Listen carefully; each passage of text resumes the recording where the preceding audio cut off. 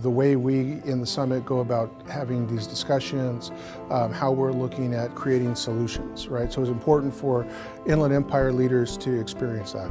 400 civic, business, and elected leaders from across California came to the California Economic Summit to sharpen strategies on how to address three big California issues: the need to train 1 million more middle-skill workers, build 1 million more affordable homes, and save 1 million acre-feet of water.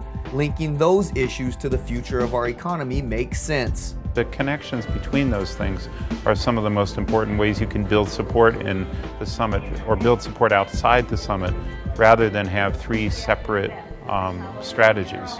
The summit will continue to aggressively support policies that will orient community colleges to prepare Californians for quality jobs and support regional coordination among colleges and employers. The key word is regional. And we can worry about what's going on in Sacramento, we can worry about what's going on in Washington, D.C., but the solutions are local. They're in communities, they're in regions, and I think the more that we can drive that kind of thinking, the more we can create solutions locally that work for our kids.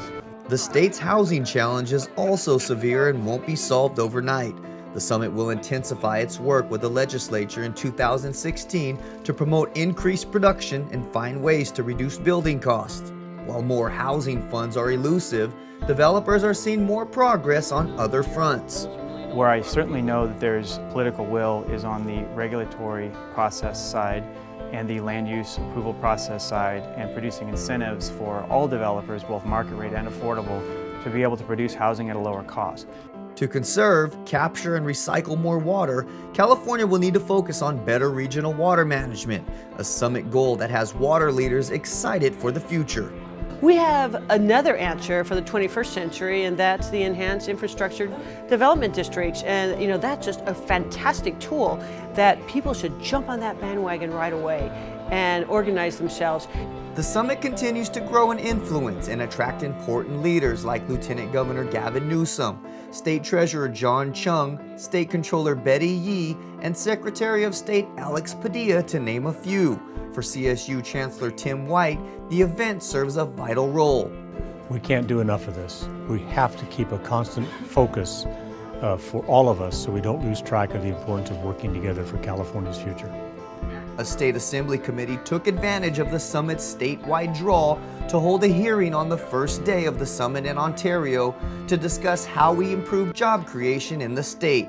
The chairman also sees value in the summit. We have people here all the way from Imperial County down to the Bay Area and probably beyond. And so I think when we bring folks from throughout the state of California to brainstorm what's working, what isn't, and you have policymakers here, I think it makes for a good marriage to put forward an agenda that could move California's economy in a better direction. It's in that spirit the summit will continue to link leaders with real solutions and move California along the roadmap to shared prosperity. And the biggest thing I value from this is just people actually committed to doing something, to committing to doing something as opposed to giving speeches and talking about it.